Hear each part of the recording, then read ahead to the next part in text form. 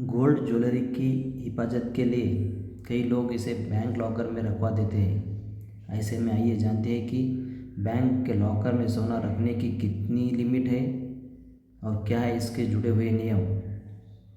भारत में अधिकतर लोगों के पास किसी न किसी रूप में सोना मौजूद है।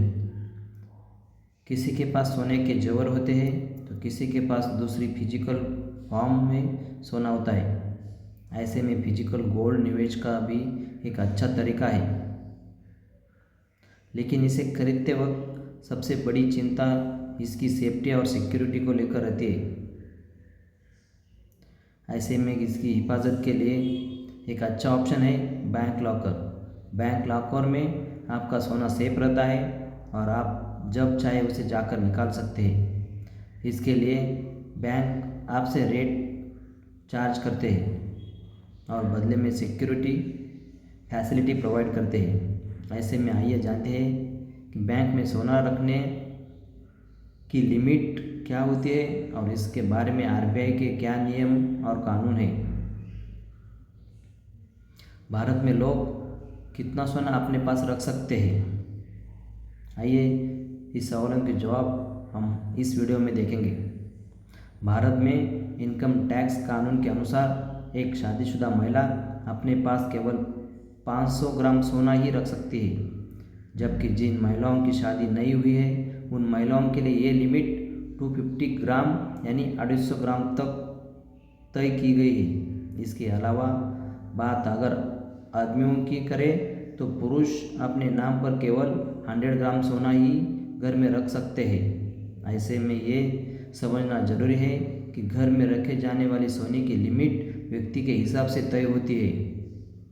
उदाहरण के लिए अगर एक घर में एक शादीशुदा पुरुष और महिला रहते हैं तो वे अपने पास कुल 100 ग्राम प्लस 500 ग्राम दोनों मिला के 600 ग्राम सोना ही रख सकते हैं। आइए जानते हैं बैंक में सोना रखने की कितनी है लिमिट। आरबीआई के अनुसार बैंक के लॉकर्स में सोना रखने की कोई अधिकतम सीमा तय नहीं है। हालांकि आप बैंक लॉकर में कितना सोना रख सकते हैं ये बैंक की नीतियों पर निर्भर करता है। इसके अलावा आपके इस प्रमाण के लिए भी तैयार रहना चाहिए कि अपने पास उसे कानूनी तरीके से ही खरीदा है। सीधी बात यह है कि किसी को अपने बैंक लॉकर में कितना सोना रखना है इस बात के लिए आरबीआई ने कोई नियम या कानून नहीं बनाया है। ये कस्टमर पर डिपेंड करता है कि वो अपने बैंक लॉकर में कितना सोना रखना चाहता है। इसके अलावा आरबीआई आपके बैंक के लॉकर की सुरक्षा और उसकी जिम्मेदारी से जुड़े नियम बनाती है। साथ ही बैंक आपसे ये नहीं पूछ सकता कि आपने लॉकर में क्या रखा है और क्यों रखा है, जब तक आप उसमें कोई अवैध चीज़ नहीं रखते। लॉकर के लिए प्रायोरिटी लिस्ट क्या है। दिवाली के बाद बैंकिंग नियम में हुए बदलावों के तहत अब लॉकर खोलने वाले व्यक्ति को प्रायोरिटी लिस्ट देनी होगी, यानी कि लॉकर खोलते वक्त उसे बैंक को यह लिख कर देना होगा कि उसकी मृत्यु के बाद लॉकर खोलने का असली हकदार कौन होगा। इसका मकसद सिक्योरिटी को और पुख्ता बनाना, भविष्य में किसी तरह के कानून विवाद को रोकना है।